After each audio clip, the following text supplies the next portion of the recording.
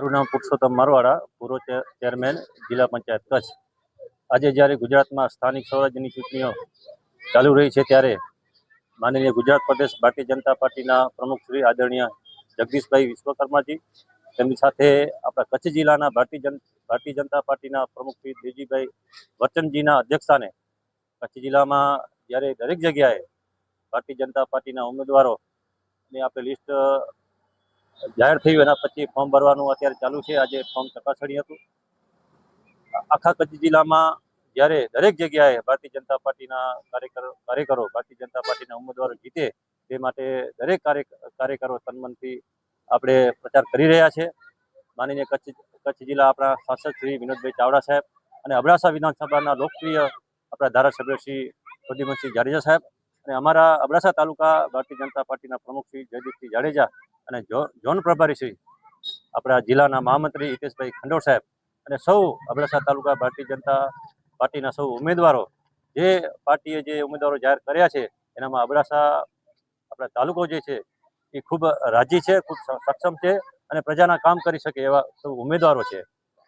જ્યારે અબડાસાની વાત આવે ત્યારે આ ભારતીય જનતા પાર્ટીની રાજ્યની સરકાર હોય કે કેન્દ્ર સરકારની આપણે ભાજપની સરકાર હોય, એમના માધ્યમથી માનનીય જનપ્રતિનિધિઓ, શાસન સભ્ય આપણે વિનોદભાઈ ધારાસભ્ય શ્રી અને હમણાં જે તાલુકા જિલ્લાના જે આપણે જે ઉમેદવારો હતા, સૌએ સાથે મળીને અબડાસાના વિકાસ માટે રાત દિવસ મહેનત કરી અનેકવિધ વિકાસના કામો કર્યા છે. ત્યારે આપણે અબડાસાની આપણે નલિયાની જ વાત કરીએ તો આપણે ક્યારેય અબડાસાની પ્રજાએ ક્યારેય વિચાર્યું ન હતું કે આપણે સરકારી કોલેજ મળશે. અત્યારે આપણે સરકારશ્રીના પ્રયત્નોથી, માનનીય ધારાસભ્યશ્રીના પ્રયત્નોથી અત્યારે મોડલ સ્કૂલમાં સરકારી કોલેજ આપણી ચાલુ છે અને આપણી બિલ્ડિંગની આપણે જે છે જમીન પણ મંજૂર થઈ ગઈ છે. થોડા જ સમયમાં આ બિલ્ડિંગ જે છે એનું કામ ચાલુ થઈ જશે. મિત્રો, આપણે અબડાસાનું મુખ્ય મથક નલિયા છે. આપણે અહીંયા જ્યાં ઉભ્યા છીએ ત્યાંથી કરી આપણા અબડા અડબંગની જગ્યાથી આપણે ત્યાં બરસેસન સુધી સરસ મજાનું જે છે 4 લાઈન જે રસ્તો જે છે તમે જોઈ શકો છો. દરેક પ્રજાને ખ્યાલ છે. કામ પણ ચાલુ છે. આ સરકારમાં ખાતમુહૂર્ત પણ થાય છે, આ સરકારમાં લોકાર્પણ પણ થાય છે. એની સાથે અબડાસાની આપણે વાત કરીએ તો કોલેજમાં સરસ આપણે કોઠારા મધ્યે સરસ મજાની ITIનું નિર્માણ અત્યારે કાર્ય એ પણ થઈ રહ્યું છે. એની સાથે સાથે ત્યાં સિંચાઈના કામો હોય કે પછી આપણે રોડ રસ્તાઓના કામે હોય, આપણે જોઈએ તો તેરા મધ્યે સરસ મજાનું પુલ અત્યારે બની રહ્યું છે. લાખણીયામાં દર વખતે છાપામાં હોય કે ભાઈ વિખૂટું પડી જાય છે કે માનનીય ધારાસભ્યશ્રીના પ્રયત્નોથી ત્યાં પણ પુલ આપણે બને જે પુલો જે છે 43 કરોડના ખર્ચે અત્યારે થોડા જ સમયમાં એનું જે છે લોકાર્પણ કરવામાં આવે છે. એના સિવાય બાજુમાં મોટામાં મોટો પુલ આપણે ભવાનીપર મધ્યે એ પણ અત્યારે એનું કામ ચાલુ છે. બીટા મધ્યે એનું જે પુલિયાનું જે કામ ચાલુ છે. પછી નરડીની બાજુમાં પુલ છે 3 કરોડના ખર્ચે એ પણ બની ગયો છે 1 વર્ષ પહેલે. પછી એના સિવાય બાજુમાં આપણે હાજાપરા અને મિયાણીની વચ્ચે એ પણ અત્યારે આપણે ખાતમુહૂર્ત કર્યું છે, એનો પણ રસ્તો ચાલુ છે.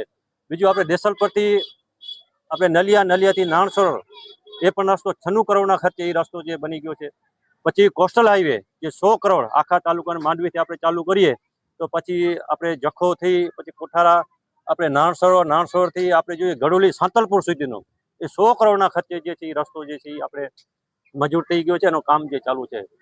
પછી આપણે અનેકવિધ નાના જે રસ્તાઓ છે ગામડાને જોડતા, અમારી મોથાળા જિલ્લા પંચાયતની વાત કરીએ તો દરેક જે રોડ રસ્તાઓ પુલિયાઓ બની ગયા છે. આપણે વરાડિયાથી સીધું આપણે ચાલુ કરીએ વિંજાણથી આપણે નારણપરથી આપણે રાયધણ પર થઈને નરડીથી સીધો આપણે જે છે સણોસરા સુધીનો રસ્તો છે. એના પછી આપણે તાલુકાને જોડતો જે રસ્તો છે મોથાળાથી કરી નરડીથી ગઢ, એ પણ જે પેલા આપણે 3 મીટર તો એ 10 મીટર જે પહોળો જે રસ્તો એ થવાનો છે. નખત્રાણાની બીજે જોડતો જે તાલુકાનો જે છે નખત્રાણા સુધી, મોથાળાથી નખત્રાણા એનું પણ કામ ચાલુ છે.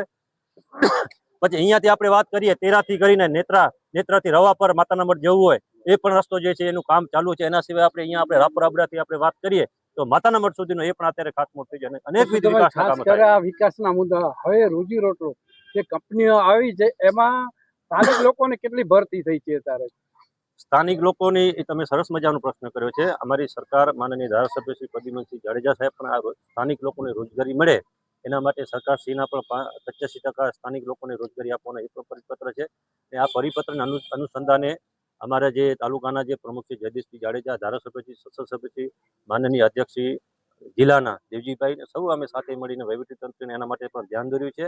આપણો જે છે અહીંયાના લોકો અહીંયા ટકી રહે, આ સરહદી વિસ્તાર છે એના માટે રોજગારી માટેના પણ ખૂબ મોટા પ્રમાણમાં આપણે પ્રયત્નો ચૂંટાયેલા પ્રતિનિધિઓ અને ભારતીય જનતા પાર્ટીના જે કાર્યકરો છે એના માધ્યમથી એ 100% આપણે રિઝલ્ટ મળ્યું છે ને હજી પણ મળવાનું છે. અને બીજું પશુપાલનમાં પણ આપણે જોઈએ છીએ સરહદ ડેરીના માધ્યમથી અહીંયા જે છે દરેક લોકોને દરેક પરિવારમાં એની પર રોજીરોટી અત્યારે અહીંયા મળી રહી છે.